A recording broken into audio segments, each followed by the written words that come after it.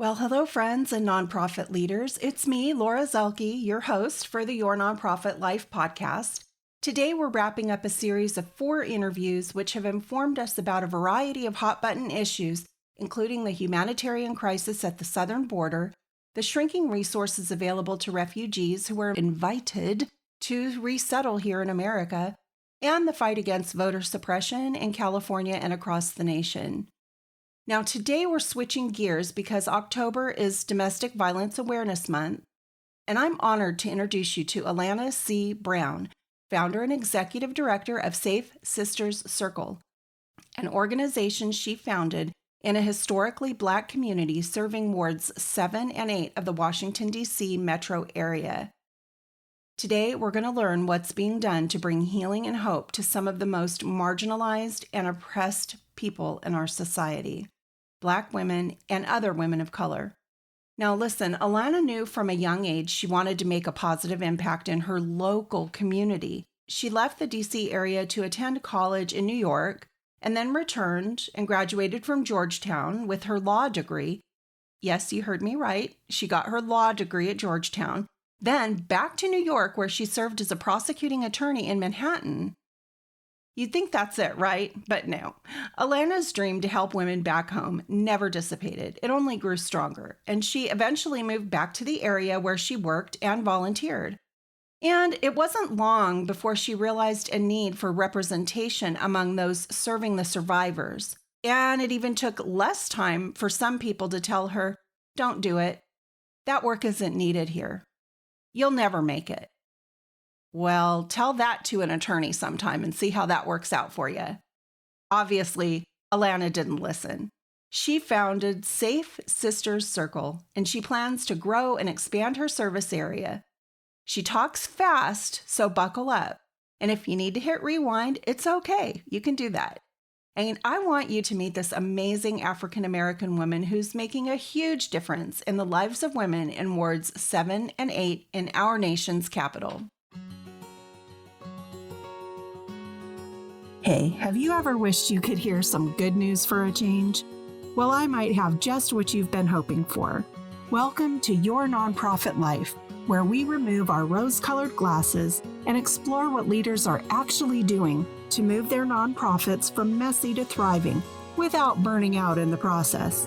I'm Laura Zelke, Director of Member Experience for the Nonprofit Leadership Lab. Join me each week to explore the ups, downs, and whoopsie daisies of your nonprofit life. Let's get started. Well, Alana, welcome to the Your Nonprofit Life podcast. I'm so happy to have you here. You know, it's kind of been a challenge getting our schedules together and working with all the technology, but we did it. Yay! So what'd you do last weekend? I spent the weekend with my nieces. Nieces as like little girls that you can bring up to be feminist? Yes, exactly. They're already kind of feminist. They're already very strong-willed and intelligent young ladies. Oh, I mean, they're love 3 that. and 5, but they're very precocious. Are they? We love them. You know, being an auntie is one of the real joys in life, I think. So I'm thrilled that you had that time with them. I'm so honored to have you here. And, you know, you think about this time that you're spending with your nieces and just being a role model for them because you're this woman who's, Yes. okay, you're strong, you know what needs to be done, and you saw a need and you founded an organization and you're doing it. And to have role models like that in your life at such a young age and be able to spend quality time with that person, I bet you're really changing their lives. I hope I am. I mean, I think I'm a good influence on them. They also like that I bake. I think they like that I'm a baker better than that I'm a lawyer. That's what they think. Well, you know, hey, the way to the heart is through the tummy. Rumor has it. So Alana, why don't we go ahead and talk a little bit about your organization? I gave an intro at the very, very beginning, but why don't you tell the listeners a little bit about what you're doing at Safe Sisters Circle? So the Safe Sisters Circle is a culturally specific, trauma-informed, and holistic service provider in DC. We provide services for Black women survivors of domestic violence and sexual violence living in DC's most marginalized communities. And that's Ward 7 and 8. DC is made up of 8 wards with different economic makings of each ward. And Ward 7 or 8 are the majority Black wards, also, fortunately, the most marginalized wards. Yeah. And I'm going to say, this is going to be the kind of podcast that is challenging for people to hear. I think those who haven't done work are going to need to listen close and maybe rewind if they need to re-listen, because what you have to share here is really important. And like I shared with you before, I've done a lot of work as far as trying to relearn my education about systemic and structural racism in our country. And I actually just finished listening to Cast. It's an Oprah's book club book. Mm-hmm. And I'm telling you, it rocked my world.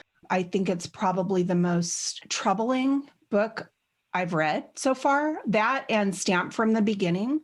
And so I just want to say that I know a lot of the listeners are white, and I really want to just say this kind of interview that we're doing here today with Alana, listen to it from a position of humility and learning so that we can hear from Alana what is going on with Black women, not just in the Washington, D.C. area, but really all across the United States, and why she felt compelled to start this organization in the first place.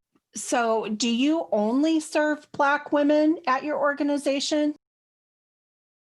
No, our focus is Black women, but we welcome all women who need help, all survivors. Right now, we also have some Indigenous survivors and Latinx survivors as our client base. So if someone needs help, our doors are open for them. Yeah. And I was going to say, we are speaking in like binary terms. I'm assuming that you really help anyone who identifies as a woman. Is that correct? Yeah. Okay. And so before we dive into all that, you mentioned earlier that you're a baker, but you also are an attorney. Like your day job is attorney, right? Yes, I'm an attorney by profession, a lawyer by trade. And how did you get into being an attorney? Well, and I know this sounds kind of cliche and corny, but growing up in my neighborhood where I grew up, I always saw like problems. And I always thought like, how can I change these problems? How can I make things better for people? And the law seemed like a good way to do it. And so I wanted to go to law school to help people and help my community. And so that's what I did, basically. Despite my parents' consternations about me wanting to go to a huge law firm, I kind of just followed my heart and went the public interest route. Well, I think that's really amazing. You grew up in the DC area, is that correct? Yes, I'm originally from Ward 7 when I was young. And then I was raised in the DC area after that, after I moved from Ward 7. Okay. I guess for those of us who are not from the DC area, what's the difference between a ward and DC itself? Like when we think of DC? So ward is just parts of DC. I guess it's like miniature cities within DC or miniature like neighborhoods within DC, although there's neighborhoods within each ward. Split up, and there's different interests with each ward, different needs that each ward has. But Ward 7 or 8 are unique, and that's east of the river, the Anacostia River.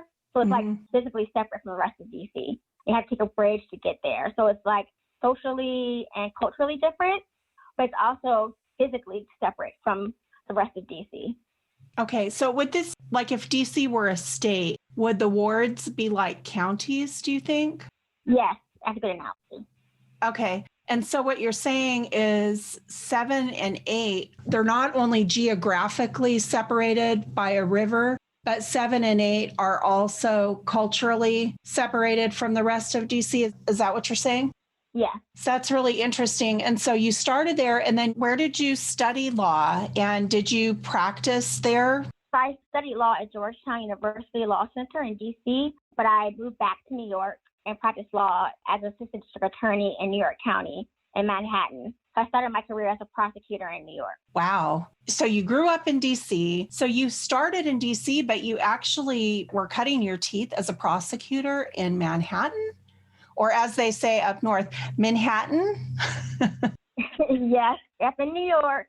Wow. But you're in DC now, right? Correct. So how did that happen? And I hear what you're saying about your parents. To their consternation, they wanted you at a big law firm. So you went up to New York. Was that at your parents' prompting? No, I actually went to NYU for undergrad, and I fell in love with New York, so I wanted to go back up there after I graduated law school.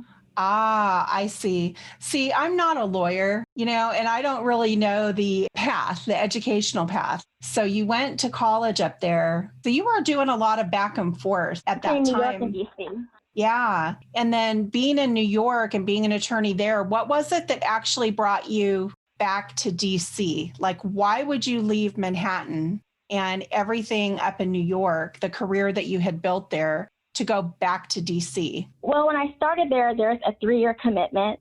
And I always knew that after 3 years, I wanted to move on to a women's rights organization and work with like reproductive rights or domestic violence after cutting my teeth as a prosecutor, because it provides you with great training as a litigator and great trial experience. And while I was a prosecutor, I worked with sexual victims unit and domestic violence and human trafficking cases. So it was really interesting. But when I was looking for jobs, there weren't that many opportunities in New York, but there were some opportunities in DC. It's also where I'm from. It made a lot of sense to look at DC for positions. And so that's why I just relocated for a position. But also, I was close to my family. My sister just had a kid. I wanted to be close to my niece, my newborn niece. So it was a lot of reasons why I transferred back to DC. Okay. Yeah. So I could see that. And so you've kind of had it in you from the very beginning. So you moved to DC because of family. And also it seems like you had a fire in you from the very beginning, that you knew even before you went to law school that you wanted to do something in women's rights. Is that correct? Yeah. Wow. Okay. So you're on the job journey and you left Manhattan and you got a job doing what down in DC? It was actually working for a small law firm. But while I was working there, I volunteered for an organization that represents petitioners in civil protection order cases and custody cases. So represents what again?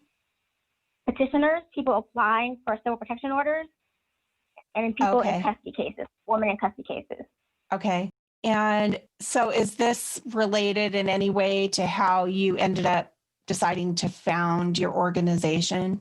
Yeah. So it's how I began getting involved in the nonprofit world within DC. It's a very tight-knit community, and there are quite a few organizations that work with women's rights, domestic violence, and sexual abuse. So this organization that I work with kind of introduced me to the DC world of this type of work. Later, I did a fellowship with another organization that did human sexual trafficking, and I also got to take what I learned from there and do civil protection orders for young women against their, for lack of a better word, pimps, and do custody cases with women and their abusers. And so I was able to take that experience when I started my own nonprofit.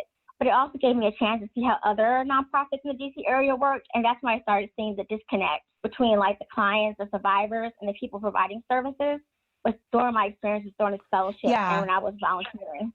Why don't you tell us a little bit about what you were observing? Like when you say disconnect, what are you talking about? I feel like there were people who didn't understand the Black experience. Most of them were white women, and most of the clients were Black women from mainly wards 7 and 8. And lots of the women were white, but only were they white, they weren't from the DC area. So they didn't really understand the DC lifestyle and DC culture at all. But I also think there's like expectations, like they had low expectations for the survivors about what they could do and what they were capable of. That I think goes to like the systemic racism of having low expectations for Black women. And then I felt like they didn't treat them as they would most victims or survivors, because there's this whole idea that Black women can't be victims of violence, that Black women can't be victims of sexual assault, that Black women have it coming, or they're asking for it, or they're just sexually loose. And so I feel like even though these people are supposed to be representing Black women, they kind of were buying into a lot of the stereotypes. I feel like we just need to let that sink in for a minute, because that's really a lot of what I've been learning in some of the books that I've been reading and listening to, because there are so many, well, what you're saying, stereotypes. I think the book that I read, Caste, and I'll put a link to Caste in the show notes. It's CASTE, like the caste system in India. That there's so much that goes with that. So many hidden biases that as white women, we don't even realize that we're carrying this around with us because we were conditioned and brought up in a culture that it's just part of your education and you don't even realize that it's happening. until you wake up and start doing your own education and research. And it's like when I had Arissa Gabe Palmer on in August, we did a podcast during National Breastfeeding Month, and she was sharing how a lot of times women of color aren't even given the opportunity to nurse in the hospital, to nurse their newborns because of these hidden biases and stereotypes. And, I wonder how much of it is also tied into this whole caste system that we've really lived under for 400 years. And so what I hear you saying is that you have these well-meaning, good, kind-hearted white women coming into the DC area to help and do this really important work, but they really had no embodied experience of what life was like in Ward 7 and 8 as a Black woman. Right. And I think they just don't understand the historical trauma of being Black in America. There's racialized trauma that everyone has who's a Black woman. So I have that trauma, other Black women have that trauma, no matter where you're from. You have the history of slavery either in this country or other countries. So there's already come with trauma, and then you have the trauma of being a survivor, of being, abused or being sexually abused, and that's coexisting within one person, multi-traumatic one person. Yeah. And so you saw this need, and how did you come to the decision of founding Safe Sisters Circle? And maybe you could talk a little bit also about some of the actual, what it is you all do.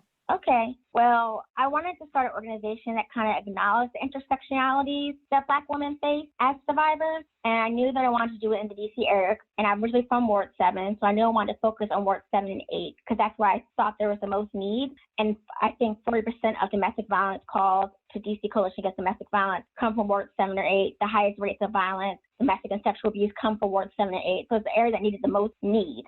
So I wanted to go where there was the most need, but also where people looked like me. And so what we started is the East of the River Legal Services Project. So the services we provide through our East of the River Legal Services Project is first and foremost civil protection orders. Civil protection orders are kind of like when you think of restraining orders, a stay away order. If someone gets from their abuser, to stay away from them, can't call them, can't text them, can't reach out to them on social media. They should just fully stay away from them and keep their harm away from the survivor. And that's a civil proceeding, which means it's not criminal, but it's in the civil court in DC, it's the domestic violence court that DC has. So we represent people in those hearings to getting civil protection orders. We also represent people in family law. So that includes custody cases, divorce cases, child support cases. Most of our clients, if not, I would say 95% of our clients have children or are mothers, even the younger ones, and a lot of them have children with their abusers. So custody is a big issue when it comes to protecting our survivors and protecting their children from the abuse. Wow. So lastly, we do criminal court advocacy. So we're not prosecutors, and prosecutors are like what I was in New York, but I'm not anymore. If you ever watched Law and Order, the people, John McCoy or whatever, he was a prosecutor. People who bring the case and go in front of a jury in the criminal world. What we do is we advocate for our survivors with the prosecutors. We talk to them. We try to make sure their interests are heard. We kind of hold their hand and while they go through the criminal process. We help them with the victim impact statement and just kind of give them legal counsel as they're going through the process so they feel like they're not alone in it because it's very confusing to the average person. So that's the meat and potatoes of what we do, but we also do a lot of outreach into the community to give people their legal rights and red flags, signs for human trafficking, domestic violence, sexual abuse. Because a lot of times people don't even know they're a survivor. They don't even know that they're being abused because they're so entrenched in it and the community is so violent around them that they don't even realize there's abuse happening. And we'll also give them resources on what they can do about the abuse. Wow. And so how do you reach them? So we have two referral networks that we get it from a legal referral network and from an emergency crisis organization in DC. But we also go into communities, we go to churches, we go to community centers, we work with a youth program based in Ward 7, and we just spread the word. We hand out flyers, we talk to people, we do tabling in communities, and we do Instagram posts and social media posts. A lot of people, I thought, found out about us through social media. I didn't realize the power of social media quite until I started this organization. So tell me a little bit about that. Which social media do you find to be the most effective in getting the word out about your organization and the work that you're doing? Oddly enough, Instagram has been the most successful. I thought it would be Twitter, but that was not the case. A lot of people are more on Instagram. And then we have a social media intern who puts things on Instagram stories. So we had a book bag and food giveaway at the beginning of the school year to give people food and their children free book bags or supplies. just to help the community out with supplies they needed. And we put it on Instagram as a story. And so when people reached out to us from that story, for an unrelated event, when we're talking about services, like legal services at all, people reached out to us like, I'm a survivor and I need help. And how can I get help?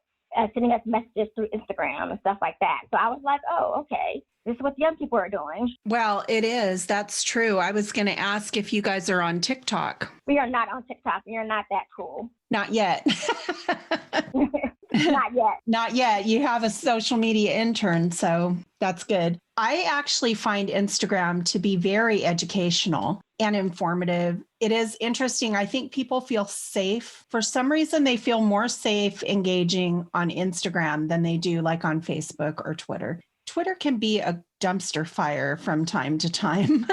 And it seems like Instagram somehow has maintained this, ability to keep the conversation civil for the most part. So that's really interesting. And so when people find out about you, then do you have an office location or are you guys mostly online and phone calls or how are you set up? We're actually located in Ward 8, which is kind of the exception to the rule because the most DC service providers are located in Northwest, which is the downtown area of DC. We're located in the southeast area of DC, which makes up Ward 7 and 8. And we're in Old Town Anacostia, which is a city in DC that's historically Black and had glory days back in the day. But now it's kind of make a comeback. But it's the area that's kind of in the middle of the area we provide services for. People can easily access us. I'm really curious because the name of your organization is Safe Sisters Circle. So do you ever fear having this organization and having a location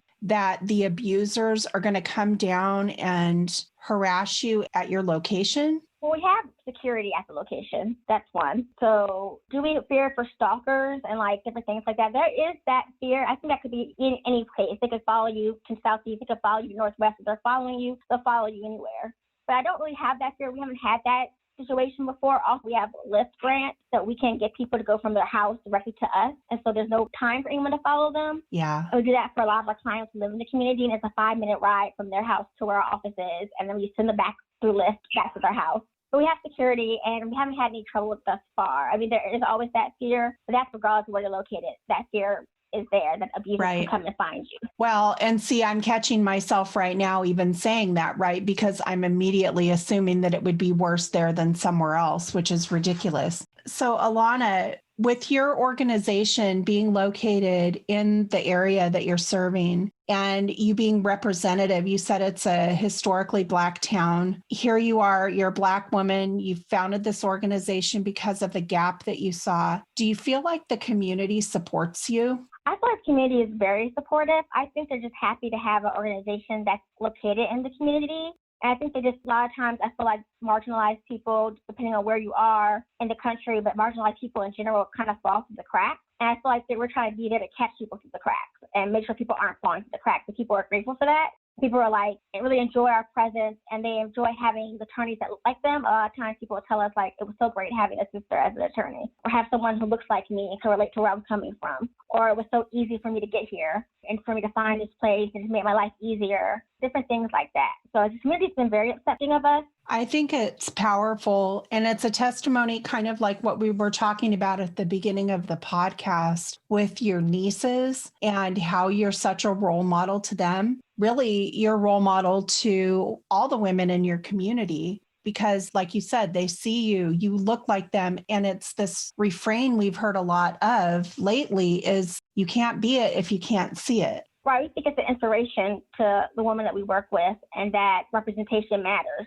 And so them seeing themselves represented as attorneys, represented caseworkers, represented social workers, like seeing themselves represented in these professional roles is helpful to the community as a whole. It might give someone like they might be served us and one day become a lawyer themselves. Yeah. As the founder of the organization, what would you say is some of the biggest challenges that you've had? It's great that you have the support of the community and people are looking up to you, but have you had any challenges as well? I think starting it was a challenge. I think a lot of people told me that it was not necessary, it wasn't needed. There was no gap of services. Like, why are you focusing on Black women? Even though there are organizations in DC that focus on Asian Pacific Islander women and immigrant women, I was like, why should Black women? I have an organization that focuses on them as well. So a lot of people just telling me not to do it, or there was no need for it, or what's the point of it? And I just kind of pushed through all that and said, I still see a gap. I still see a need. I'm going to go forward with this regardless. And because we had a good connection with community, it became more of like a grassroots organization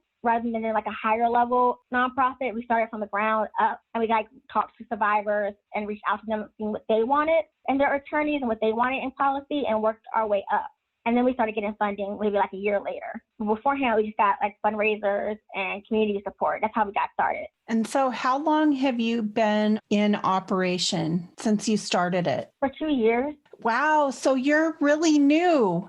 Look at this. And you're getting grants and stuff already? Yes. Wow, that's fantastic. I know getting started in grants and receiving those a lot of times is really challenging and takes a while. So congratulations on that. Thank you. Yeah. So it sounds like you partnered more with the community first, and you really listened to the stakeholders.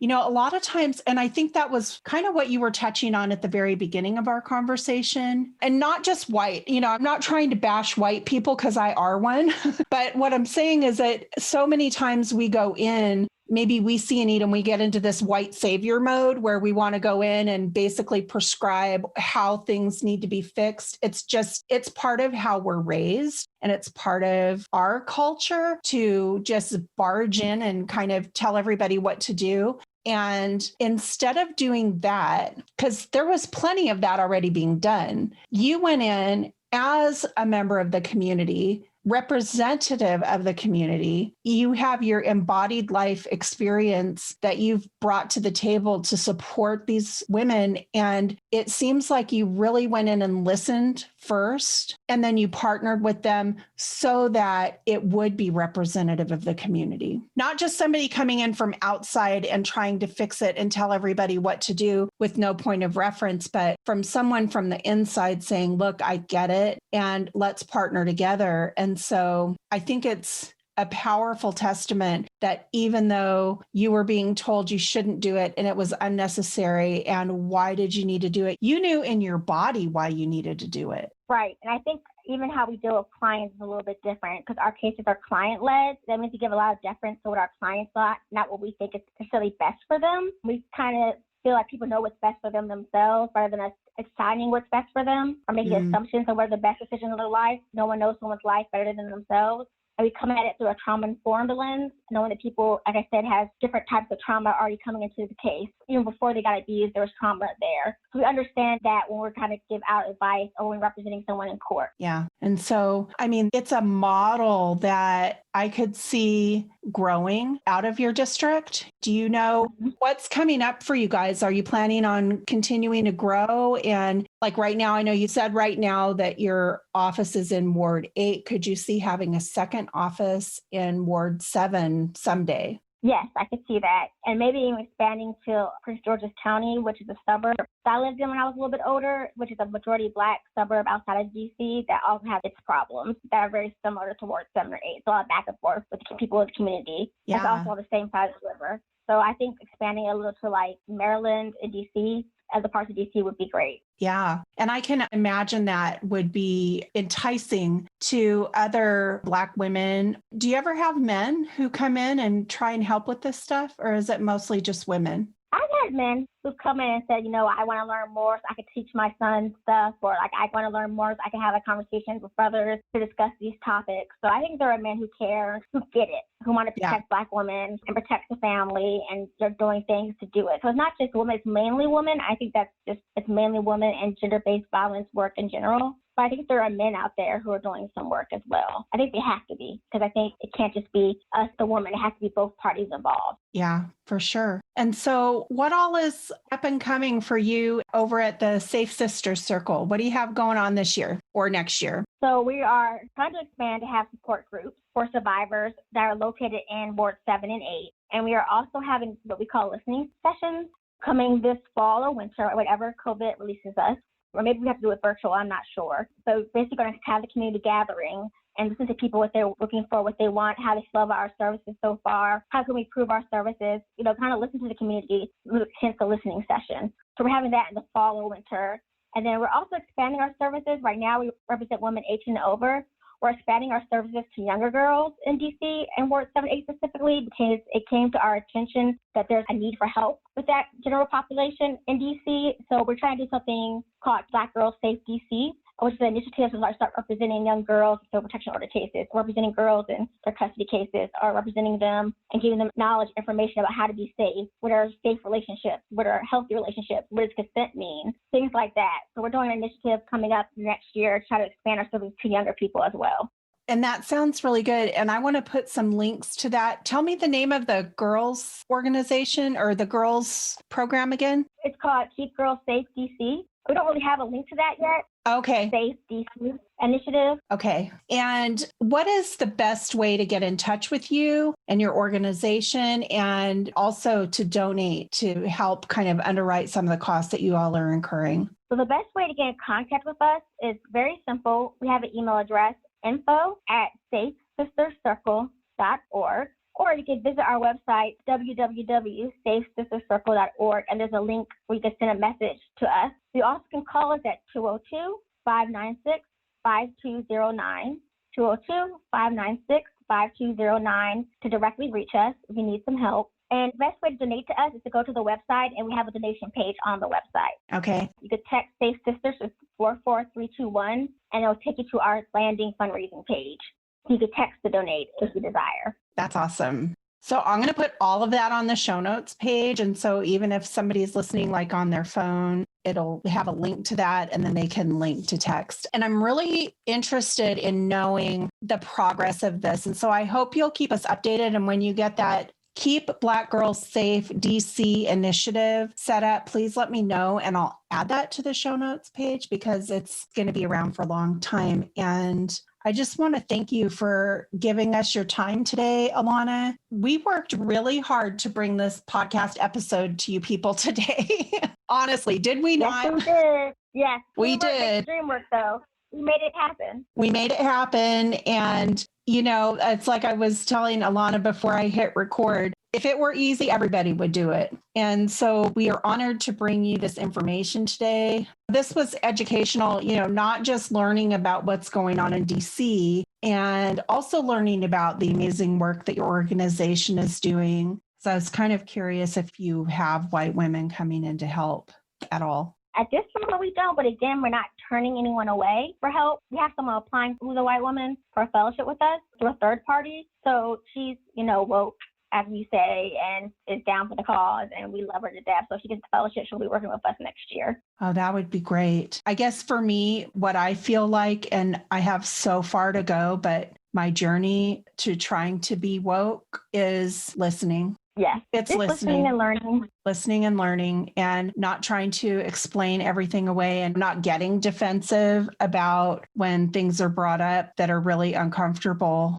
Because the fact is, you don't know what you don't know. And then when you do know it, then it's the time to figure out how to make a difference and not just deny it. So I just want to thank you, Alana, for your time and for your dedication and your persistence with me in this and getting this podcast recorded. And I will put links to everything that we talked about and the donation page to Safe Sister Circle, and also a link to the audiobook cast that I mentioned earlier, because I think every person in America should listen to this book. Yeah, it's on my reading list. I'm telling you what, it's unsettling. I had to turn it off at one point and just process. Yeah. So thank you so much for being here. It's great to get to know you better. Yay. Thank you so much for having me. This is my first podcast, so I was really nervous, but you made things very comfortable for me. So thank you.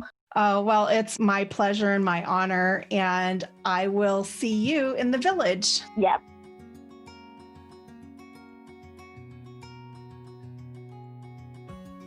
Thanks for listening. To access the show notes or share feedback on this podcast and link over to our socials, visit our website at yournonprofitlife.com.